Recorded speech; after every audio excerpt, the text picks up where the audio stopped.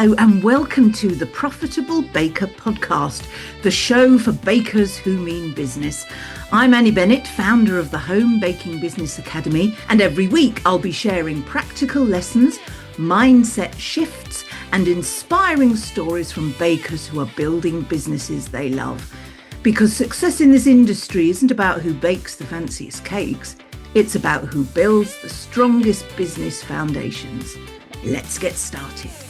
Hello and welcome back to the Profitable Baker podcast with me, Annie Bennett.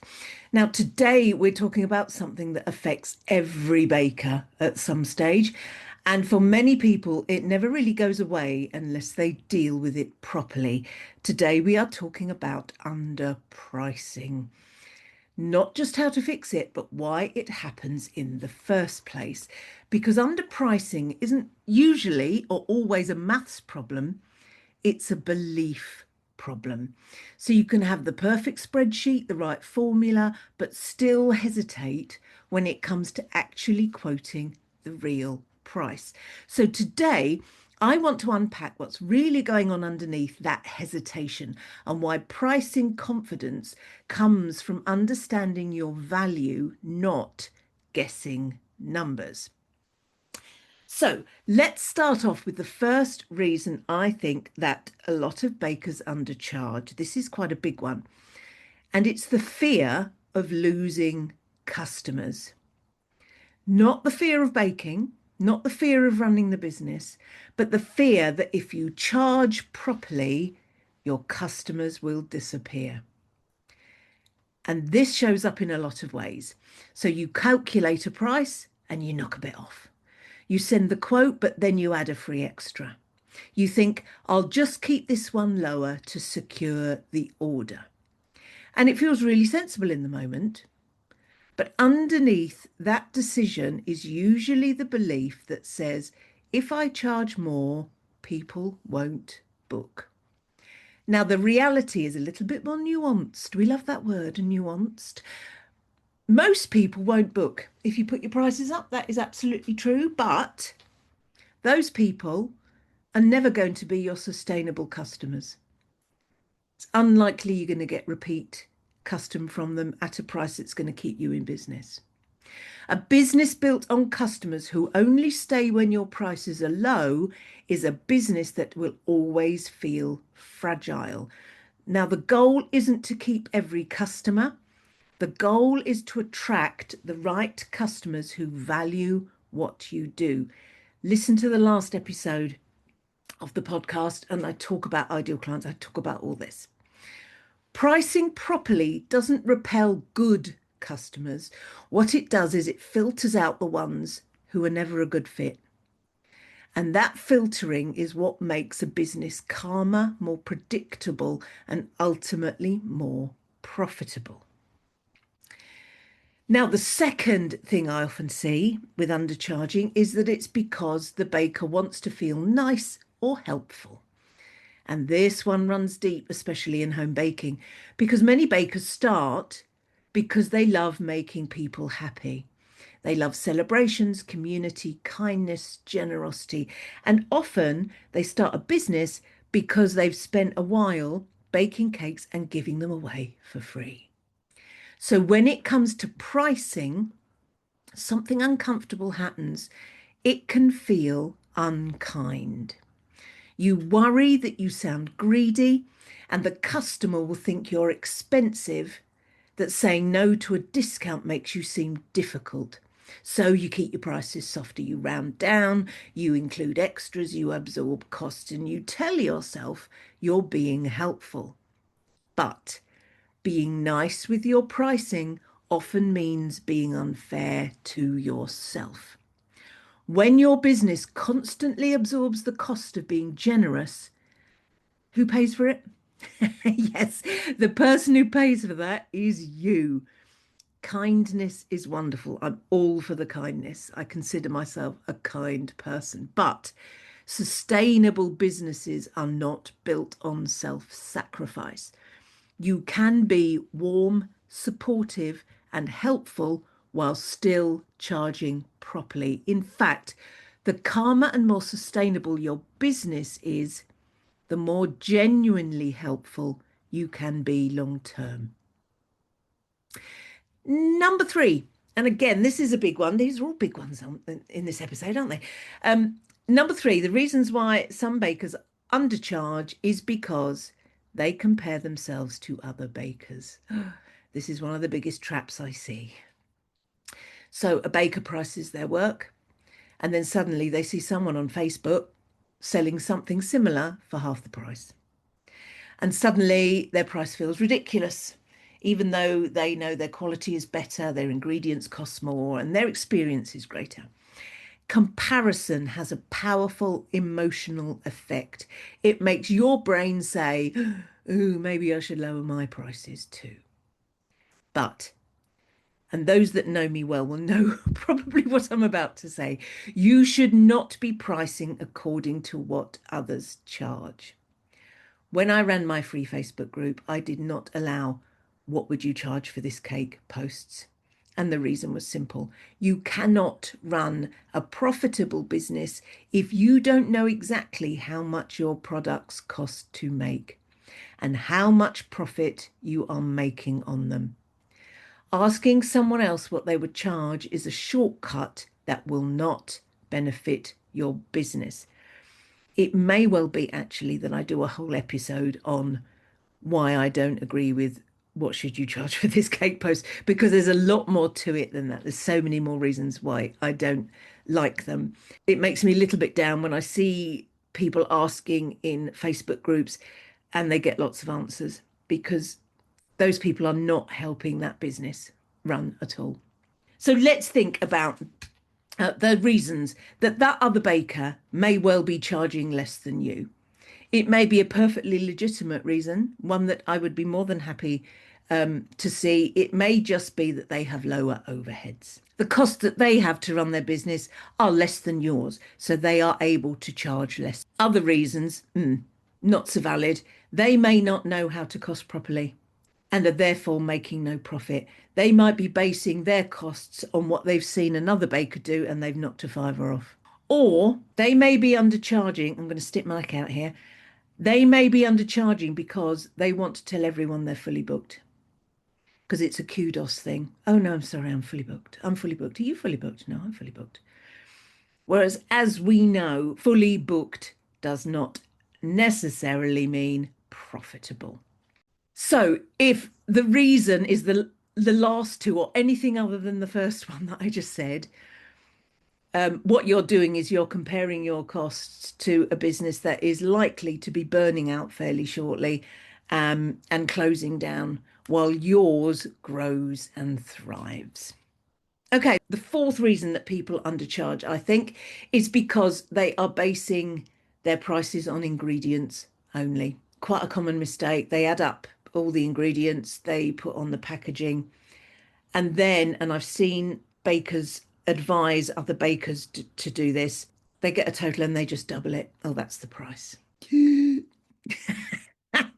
That makes my heart beat a little faster as well, that one. When we are pricing, we have to take as much estimating and guesswork out of the equation as possible. The way I teach calculating overheads, there is an element of estimation in there, but it's very, very calculated estimation, because it's virtually impossible to make it an absolute exact science. But the estimation is down to the absolute minimum, but it's still calculated. There's no guesswork in there whatsoever. So people that I teach how to price, once they've priced, they get their price, and they know that everything is covered and they know that they are going to make a profit. But if you just take your ingredients and the cost of the box and double it, you're going to run into trouble. Sorry, you are. Now, that way of doing it does feel logical because ingredients are visible. You can easily cost how much flour you use, how many eggs you use. But of course, those ingredients are only a small part of what you're paying for. You're paying for, or they are paying, the customer is paying for skill, time, planning, communication, equipment, kitchen costs, experience, reliability, designability, and problem solving. I've talked about problem solving, talked about that in the last episode. If you haven't listened to the last episode, there, give that a listen because it's all about problem solving. And often the customer is paying for the emotional importance of the event. They are paying, as I've just said, to have their problem solved. You, as a baking business, are there to solve the problems of your customer. It's more than just a cake, as I said in the last episode. Now, let's talk about the cost of being fully booked but exhausted. This is the most dangerous sign of underpricing, being fully booked but constantly tired. I alluded to it earlier, the person who wants to be fully booked because it's a bit of a badge, isn't it? It's kudos. Oh, I'm fully booked. No, I'm fully booked. But if you're fully booked and constantly tired, it's not really success, is it? It can feel like success. Your diary is packed, your orders are coming in, people want your cakes. From the outside, it looks like everything's working. But if you're fully booked and you're still struggling to pay yourself properly, working every hour, every evening and into, up to midnight, 1 in the morning, if you're feeling stressed about every extra request, when a customer for your cake on Saturday emails and you see the email and your heart drops, that's a sign. If you dread busy weeks, then the issue isn't demand, it's pricing. Because if you are doing all that and at the end of it, you don't have much to show for it, that's the way to burn out. A well-priced business doesn't just fill the diary, it supports the life behind it.